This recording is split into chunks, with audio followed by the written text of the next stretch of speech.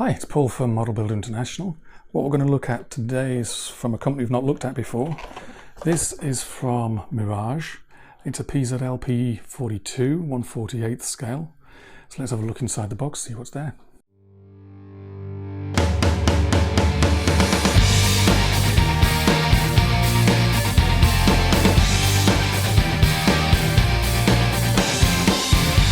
Okay, so let's see what we get in the box. It's a nicely sized box, pretty firm.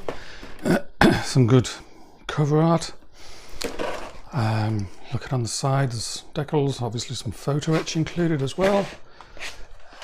Nothing much on there. It's like there's the back here, there's a brief history of the aircraft.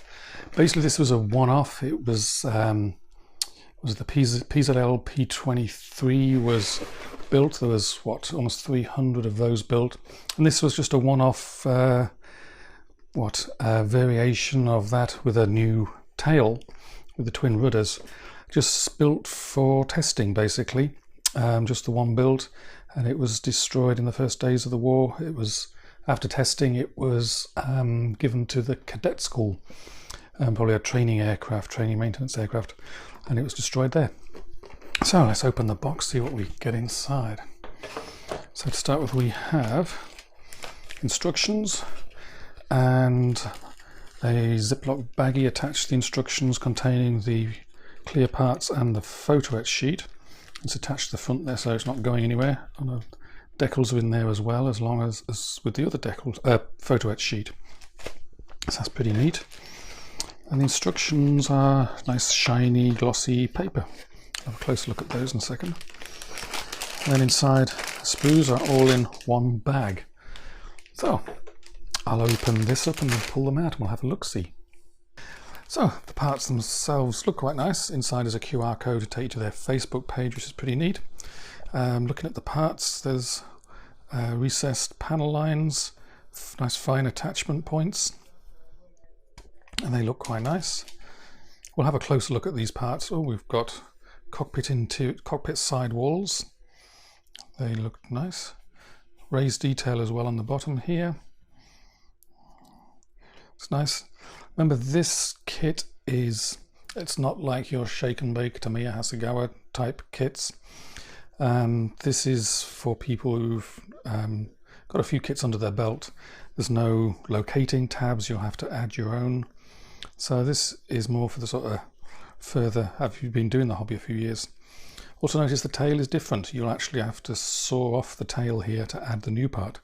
So obviously this sprue is the new tail, and there's the new back end of the fuselage.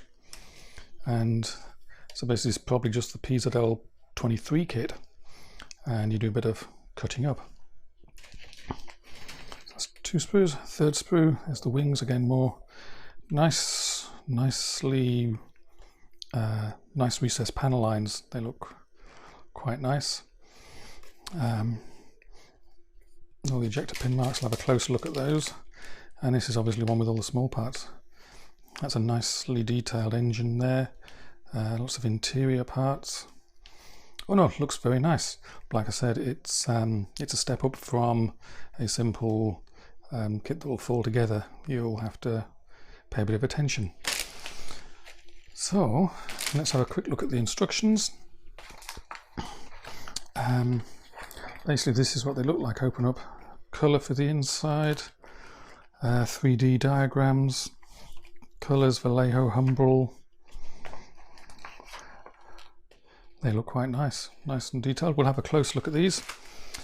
And so there'll be a whole heap of photographs of everything up close on the website. Use the link below the video. If you like the video and like the level of detail we put into these videos, don't forget to subscribe. So next we'll go through the instructions step by step, have a closer look at the parts, and see exactly what we're dealing with. So this kit is 119 parts on 4 sprues. I'll put those sprues up as we go, as I talk for a little bit. There's 61p parts on 2 frets, 12 clear parts, a decal sheet, an instruction booklet. There's also another 29 plastic and 3 PE parts as well. You can actually build the PZL P.42 from this kit, and there's an extra sprue that allows you to modify it to make the P.42. So the sprue attachment points are reasonable. Any ejector pin marks are out the way or on the sprue and not a concern. I noticed a tiny amount of flash on a couple of the parts, but really nothing to worry about. The level of detail on the parts is overall very good, with some subtle recessed panel lines and raised details where it's appropriate. This kit, however, is not for beginners. There are no pins and holes to aid with alignment, no tabs, things like that allow you to align the fuselage halves and things like the upper and lower wings. You might like to think of this kit as typically a short-run kit. Also, you'll have to do some surgery to this kit to remove the aft end from the two fuselage halves and add a new aft fuselage.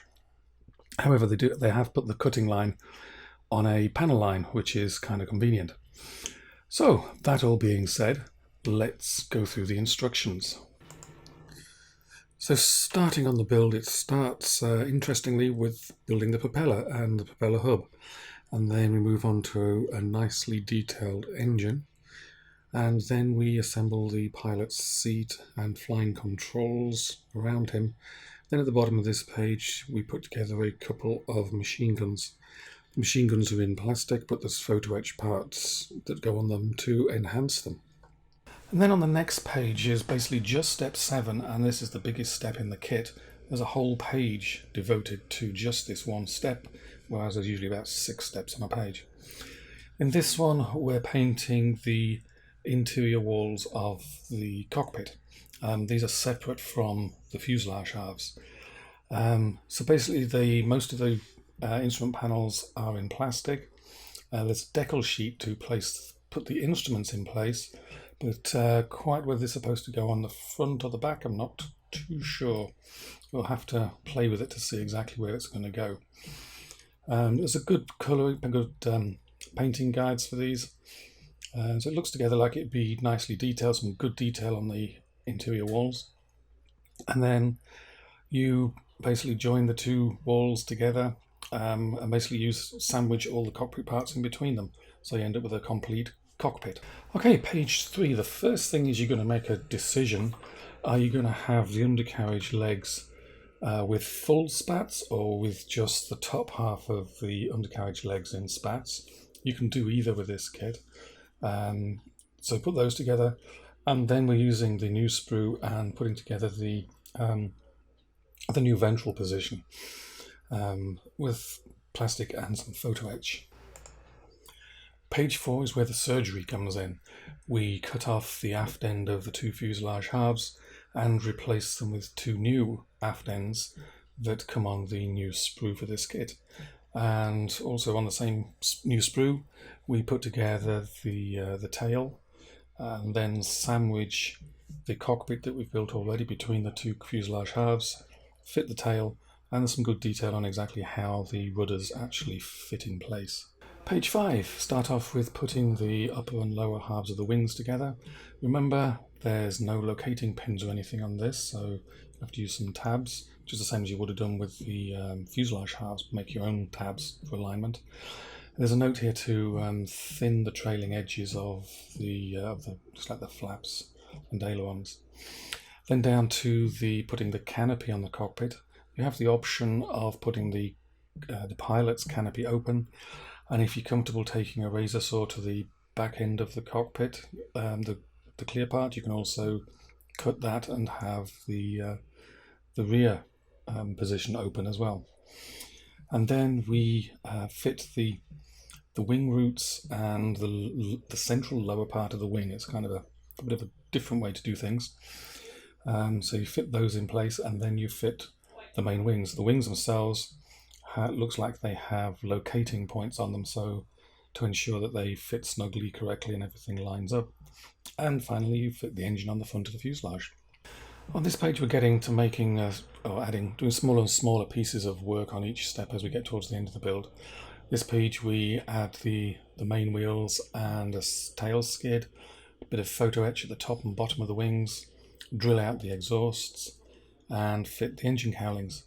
The intricate bit on this is fitting the slats. Basically, you've got a sheet of photo etch you have to bend to the same contour as the wing, and then you've got another piece of photo etch which has some guide vanes or ribs that attach to the front of the wing, and they've got the spacing is set right on the extra thread, and then you put the photo etch slat on top of it. So I can see it being a little fiddly, but it should look good when it's finished. And then onto the last page of the build, and we're just adding a few final pieces underneath the cowling, side of the fuselage, add the exhaust pipes, and then a few final photo etch parts. And as you can see at the bottom of this page, all the colours are called out by name in Vallejo and also in Humbrol. And now on to the decal options. Let's have a look at the decal sheet to start with. As you can see, it looks quite nice. All the decals you need are there. There's not that many. Those numbers you see at the bottom there, those are extras. I don't see those on a decal option anywhere. And there looks like there's an emblem there as well that's also extra. There's two decal options. Both are mostly green with sky blue undersides. The only difference really is the rudders. They're white when the aircraft was first built and being tested, and green when testing and finishing it was being used as a maintenance aircraft. And it looks like the nose of the front of the cowling was also slightly different colour as well, but that's about it. But a real simple paint job by the looks of it. Okay, so overall, there's a nicely detailed aircraft. There's some good detail on all the frets, all the sprues. Nice level of add-ons with the photo etch. It's an unusual aircraft. There's not really many people have this, since nobody else has made this aircraft in any other scale whatsoever. So it's nice that Mirage Hobby have done this. It's going to take a little bit of work. It's an ideal kit to, should we say, stretch your skills a little bit. You know, you've got a few kits under your belt. Now it's time to try something a little bit different with some new techniques. It's all takes a bit of a bit of courage to get your brand new kit, and then one of the first things you do is take a saw to it and start cutting lumps off. But overall, it's a really nice kit. It should look good. It'll be a nice size on the shelf. So many thanks to Mirage Hobby for sending it along to us for us to have a look at, and hopefully you like the video. If you do, don't forget to subscribe.